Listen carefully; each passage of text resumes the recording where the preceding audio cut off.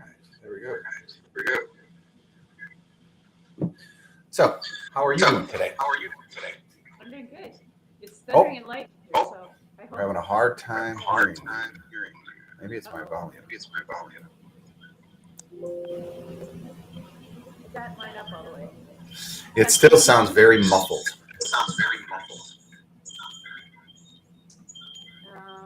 You want me to put in a headset?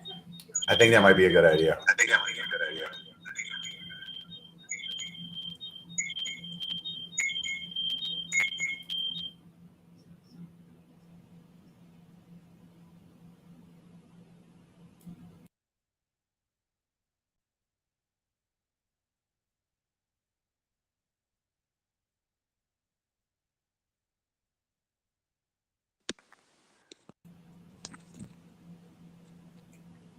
Oh, I need to get this done as well. Okay, testing 1, 2, 3. Oh, that's so much better. Oh, good.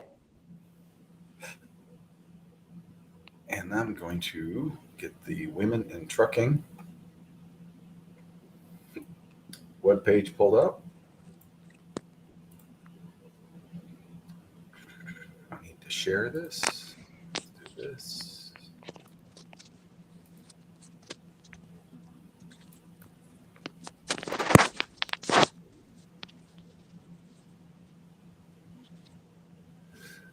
So I think you guys are on the cold side of the cold front up there, right?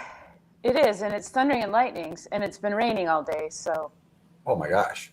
I just ran out to grab some quick little lunch, and it's windy, but it was quite nice here. So I was gone the last couple weeks, and my grass needs mowing in the worst way, but it's been raining the last 2 days since I've been home, so. Oh, well. You have to mow your own grass? Yeah. I'm pretty self-sufficient. I'd be like getting that neighbor kid over there. Yeah. No, I have a riding mower. I don't mind. Put in the headphones and go. Yeah. Yeah. I have my yard is horrible though because there's not a straight line on it. So it's either triangles or circles. Oh, my house is in the middle of 30 acres. I have 30 acres of woods and the house is right in the middle. That's why my internet is so bad. I ordered the Starlink. Have you heard of that? Elon Musk? Of course, yeah. Yeah, and a friend of mine got his in last month, so I'm still waiting. I need it. Yeah, we up in Eagle River, we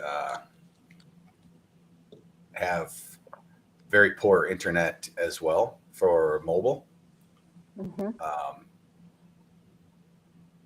But sorry, I gotta do something here. What do you use? Well, nothing yet. Actually, we just got T-Mobile up there, but they have that radio wave. If you can get a straight shot to the tower, but it's you got to make that decision. Okay, we're only at the cabin maybe 5% of the year. Do you really want to pay for internet for that whole time? No, and don't get HughesNet. It's horrible. HughesNet? Oh, that's the neighbor across the street from us got that. It's horrible. When I complained about it, I said I can't even do a Zoom call. They said, "Oh, well, it's not fast enough to do Zoom calls." I'm like, then don't sell it that it's fast. Yeah, that's what a world we live in, Before, just getting internet was really a luxury. Now, but I have to have my internet and it has to be really fast. Yeah.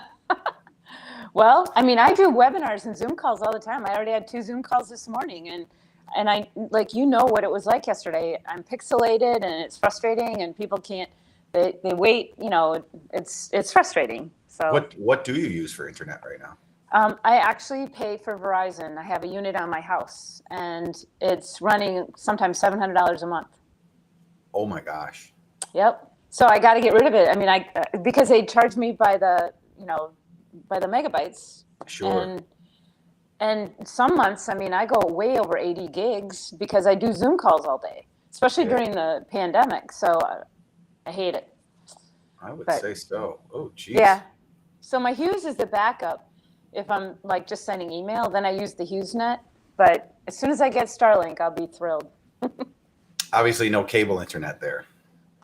No. Like I said, my house is in the middle of 30 acres, right in the middle. And there's a subdivision just to the west of me, and they all have Comcast or something.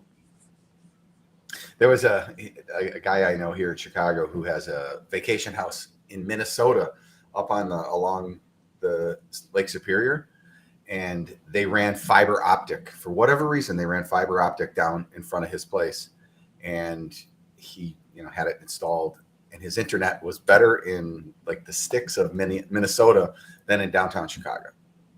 Crazy. And my parents live right off in Kenosha, just right off the expressway. Yeah. But there's no cable over there. Like you can look and see the cable where it probably goes to, but they can't get it at their house. Well, I have an antenna on the roof, and I get one channel out of Green Bay, so I haven't turned on my TV in probably close to a year. Well, you're probably not missing much. No, but I have a TV that's hooked to Apple TV, so I can watch movies. Oh, there you go. Perfect. All right. It is officially noon here in Chicago, at least. So this is the start of the SmartMarket call. Before we get going, talk a little bit about what's going on in the market.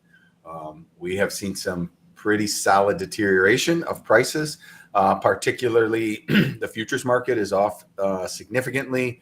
We have futures prices that start with a 6 handle. It seems as though the cash market has been able to hold in for Canadian spruce at least. And, they're still, we're seeing quotes, and actually had a sale this morning in the thousands.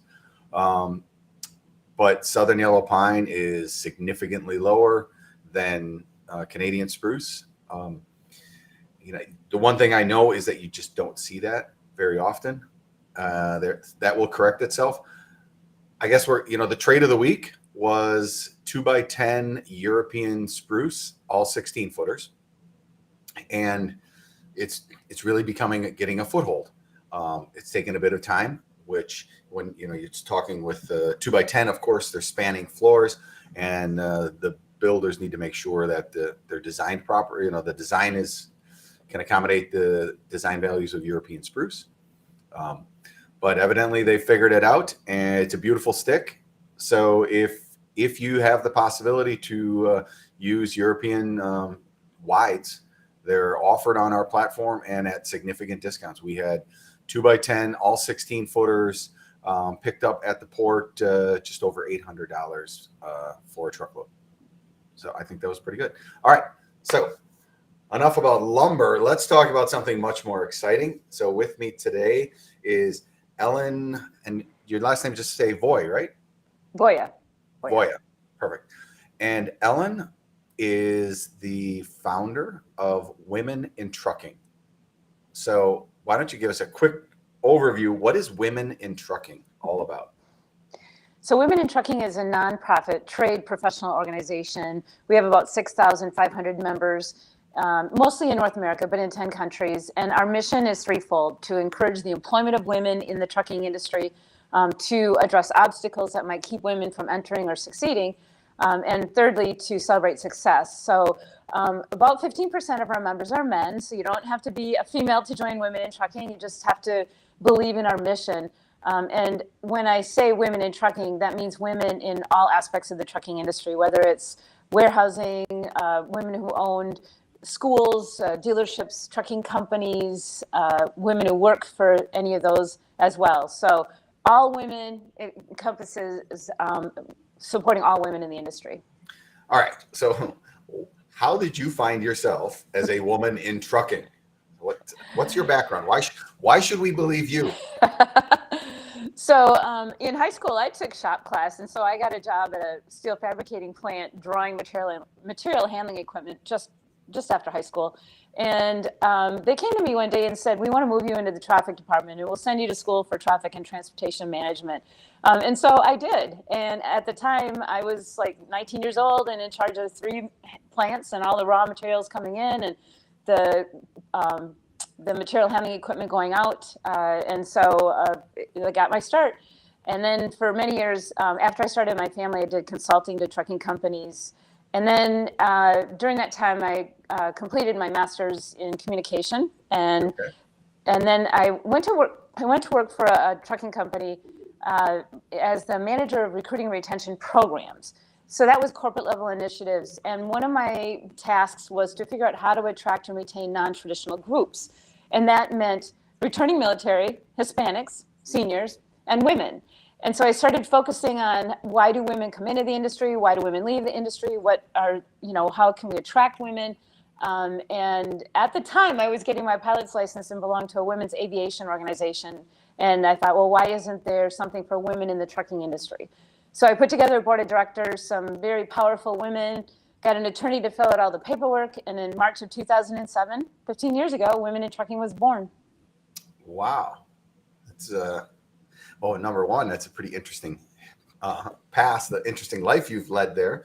And I think I say it's interesting because the average person, when they think of trucking, and we were talking about this yesterday, the word burly comes up, and you just, for some reason, there's this perception that to drive a truck, it takes a lot of strength and you have to be this big person.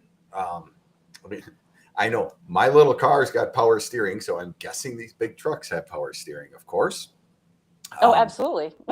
So why do you think that there is this perception, I guess? Like, why do I think like this?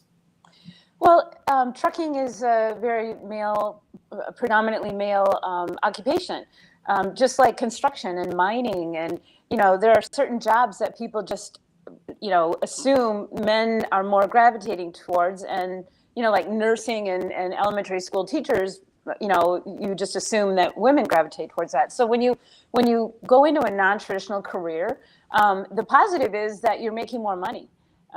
Women earn much more when they work in a non-traditional career. But our biggest issue is that women don't have a correct perception of the trucking industry. So the term burly, I hear that.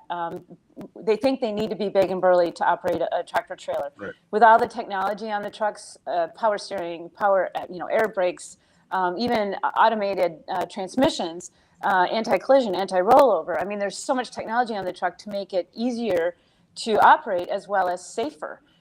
So it's the misperception. Also, a lot of people think they need to be mechanically minded, and they don't. And a lot of women will talk themselves out of a job or a promotion or a position because they think they need 100% of the qualifications, which isn't true. We'll teach you how to back a truck. We'll teach you how to shift if you don't have an automated transmission. We'll teach you how to do that. So it's overcoming those objections before they ever even get in the cab of a truck. And I just think this is so important, especially in this environment we are in. There's issues with transportation.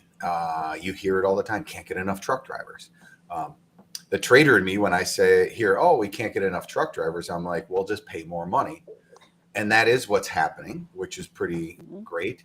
So, I look at it and say, this is an amazing opportunity. If you are, a woman who has any interest in this, you probably can get a job driving a truck that's going to make more money than, being a cashier at Walmart. So other than, what do you think the skill set, walking in the door, what is the skill set that a person would need to get started with trucking? Patience. It's patience, because you can't rush. You don't have control over the weather. You don't have control over the traffic. You don't have control over your loads. You don't have control over law enforcement. You don't have control over the four-wheelers around you. So you just have to be patient. And that is a top characteristic. And not always, but typically, women, we're more team-oriented. We're more collaborative. We're more, it's that estrogen that kicks in. And so typically, women have been more patient. I'm not saying that's always the case, but women make excellent drivers. And like we mentioned yesterday, it's been proven that women are safer drivers because women are risk averse. Sure. And so, yeah, so you need to have patience because you just don't have a lot of control over the course of your day. All right. So that sounds great for the driver themselves. But, most of the people listening to this call are more on, we need to employ some drivers probably. So, I have a fleet of trucks that I'm making deliveries out of some distribution mode. Wow, this sounds like a really great idea. I can access a bigger pool of possible candidates to work for me. What are some of the best practices that an organization can do to attract a female workforce or females to drive their trucks or work in their freight department? So first of all, we have a recruiting retention guide, and we've done a lot of research on this. And we did a survey with our Facebook group and found out that 80% of the respondents had 80% of the female CDL holders had a motorcycle license. So think about the kind of edgy kind of woman who isn't afraid of being in a male-populated environment, isn't afraid of engines, isn't a little bit more edgy. Just hang on to a quick second. Let's do that shameless plug. Sure. When you say women in trucking, they're on your website. Is this where I can go get the employment guide? So it's free to our members. Yeah, it's free to our corporate members. Okay. Yes, you have to join. Membership has its benefits. Got it. So Perfect. If I was an employer and I wanted more female drivers, I would watch where I'm putting my recruiting ads. I'd watch which graphics and what words I'm putting in the recruiting ads. Women look for a company that is very collaborative and will have their back. And one of the words that you need to use in your recruiting ads if you want to attract women is safety. How safe is your company? How well maintained is your equipment? Where are you sending your drivers? Like, is it an unsafe part of a town? And also, does the driver have the authority to say, I don't want to go in that area because there's a hurricane or a snowstorm? So you really need to focus on safety because women will leave the industry if they don't feel safe. That absolutely makes sense. So, all right, we've got this guide, and now we have women coming through the door, and we want to hire them. Now what do I do? Well, first of all, you make it a female-friendly environment. So that means your uniforms if you have uniforms, you should have women's type uniforms. I never even thought about that, but that totally, absolutely makes sense. So we work, and again, where are you sending them? Also, making sure you have restrooms and showers. If you have showers for the men, you need showers for the women. And also, where are you sending them? When you send them somewhere, do they have access to a restroom? And also, again, you and I talked about this yesterday. Because women are more risk averse and more team oriented and collaborative, the American Transportation Research Institute found out that female drivers are more likely to be detained 6 hours or more at a loading dock. And so you teach your drivers, go in, female drivers especially, go in and be assertive and get out of that comfort zone. And so training your female drivers, listening to them, that's the number one thing, is listening to them. And then we work with the truck cab manufacturers on truck cab design and ergonomics. So make sure that the trucks that you're providing, a woman can, who with typically shorter arms and legs, can reach the pedals and sit in the seat and see over the dash and see the mirrors and open the hood. And one other thing, if you want more women and older men, or more men as well, the use of technology to make the job less physically demanding. So if you're strapping and tarping, if there's a way that you can help automate part of that, I know there's things that will, for strapping and tarping and, whatever it is that it makes it more physically demanding, if you can automate that and take some of that physical component out of the job, you'll have fewer injuries, you'll get more women, and you'll keep more men. For sure. So quick question, a good friend of ours, Judy Johnston, who is a big proponent of women in lumber for sure, is asking, can Canadians join this group? Oh, absolutely. We have members in 10 countries. In fact, 10% of our members are in Canada. We have a lot wow. of Canadian members. Oh my gosh. We have a Canadian image team. We have an image team in the United States of female drivers who do ride-alongs with the media and legislators and regulators. And we have an image team in Canada as well. In fact, we just did an event in Toronto at Truck World. We had our Salute to Women Behind the Wheel, the Canadian event. So absolutely. So let's talk a little bit about training real quick. You go to truck driving school. Like, I can imagine, back to the burly old guy who's like, well, I'm never going to drive a truck next to, that woman driving this truck. She doesn't know what she's doing. Which it's not because she's a woman that she wouldn't know what she's doing, but anyone getting into the industry, of course, would need training and get some experience. So what can a company do to bring people up to speed as quickly as possible, with a slant towards, of course, bringing women in? So I went to truck driving school. It was in Cleveland in December. So and it amazes me when people see a tractor trailer that says student driver in huge letters and they still cut you off. But anyway, for women, I would say once you prove yourself and you will be accepted into the industry. And for men, I say treat them as if you would treat your mom or your sister, your aunt, or grandma, and accept them. I mean, there's no reason why women can't do this job. If someone can come up with a reason why a woman can't be a professional driver, please let me know, because I haven't found that yet. So as a carrier, I would say just let them know that they're welcome and they're valued, and that you want them. It kind of comes back to making the team feel good. So let's talk about team interactions. I think yesterday you brought up a really great point, and we all know one or two bad apples can spoil the bushel, right?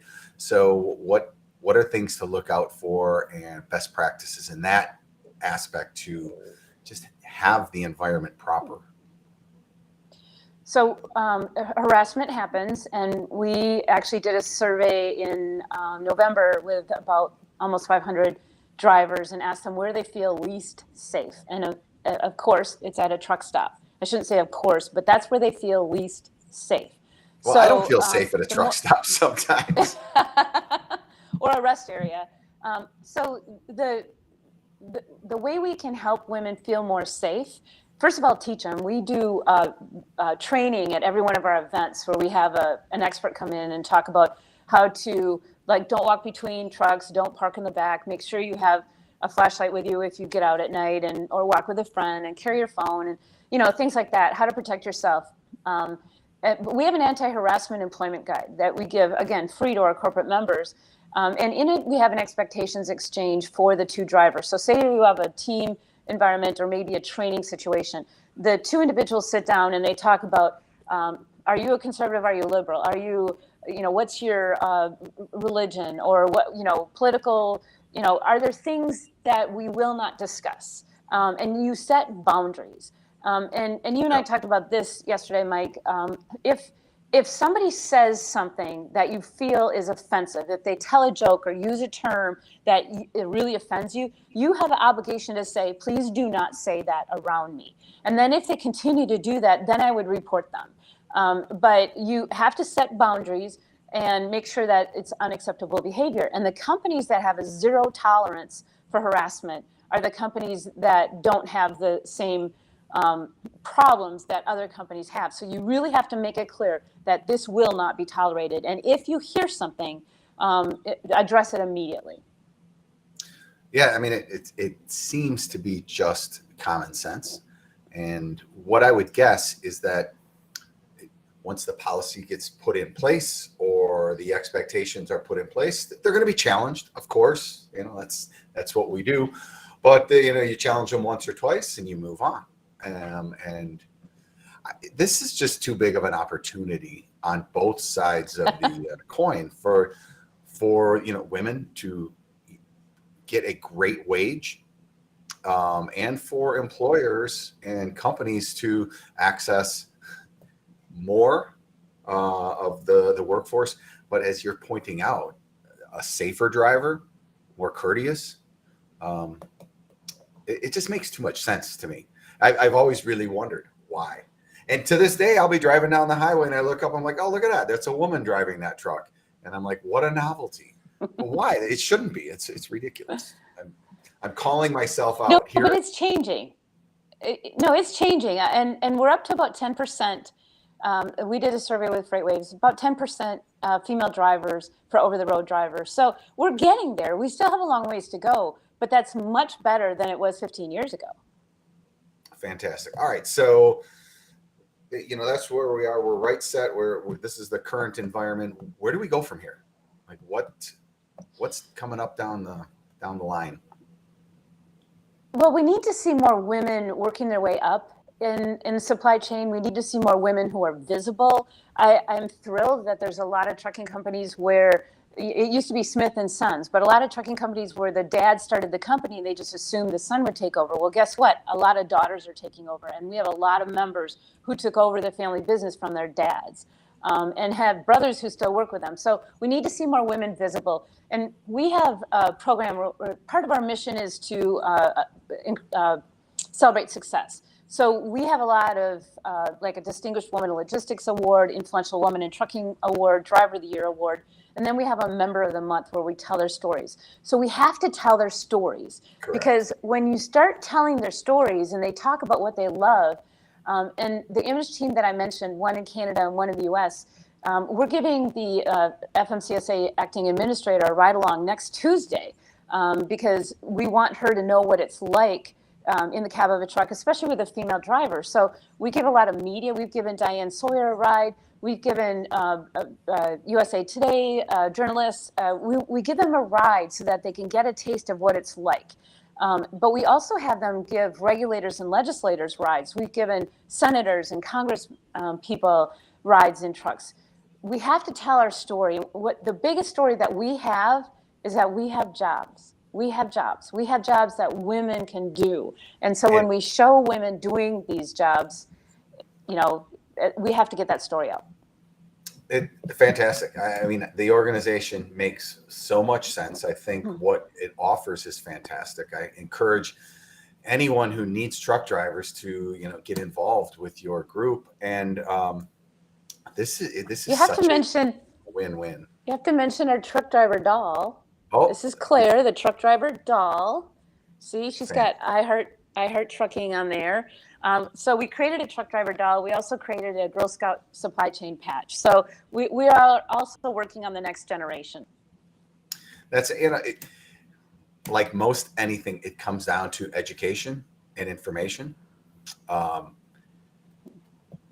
I think with the way technology has advanced our society, power steering, great, but even more, where it's easier for truck stops to have reviews, and you could see, before you get to a truck stop, what does it look like? What does that parking, lot look like? You can look on Google Maps stuff. It's a different environment. I think the time has definitely come that we can expand our personal horizons on who can drive trucks, for sure. I agree. Yes. So I'm sure this probably happens more often than not. When you're at a cocktail party and you say something and everybody thinks you're crazy because you're thinking outside the box. So what do you think? Like, what's something going on in Ellen's brain that other people are like, oh, you're nuts? So moving forward, what do you think we'll see? We're going to see more women invading the space in the supply chain. Maybe the word invading is not correct, but we're also going to see technology. So people think that you're going to see trucks out there without drivers. I don't think that's going to happen in my lifetime, but you're going to see the job of the driver change. The person in the cab of the truck may not have the same skills that they do today because of all the technology and the autonomy. that the truck will have. So I think the role of the driver will change, and it might get to the point where there's one company where the person sits inside the terminal and has all these screens in front of him or her, and they're driving the truck, actually backing it in using mirrors and cameras on the truck. So I think that we need to think about the future and what trucks will look like, and what the person in charge of getting it from point A to point B will be doing. Which is the one thing about logistics, it's a lot of organization. And in general, I think women are a little more organized than men. But anyway, this is a great discussion. I can't recommend enough for people to check out your organization. And if you are not looking at this for your company, other companies are. When you hear about how many people are involved in this organization, you might be shocked when all of a sudden your competition has a fleet of trucks driven by all women, and they're clean trucks, and they clean, courteous, right? And safe drivers, clean, courteous, safe. Excellent. Well, thank you. If people want to get in touch, it's womenintrucking.org. Throw the website up here one more time. But I appreciate your time coming on board, or coming on for our show. And anything new that comes up, let us know about it. We'll pass the word out. Thank you so much. I appreciate it. All right, everyone, have a great week. We'll be going up to Montreal this next week for the Montreal Wood Convention. A lot of news, I'm sure, will come out of that. So we'll report back what we hear. So take care, everyone.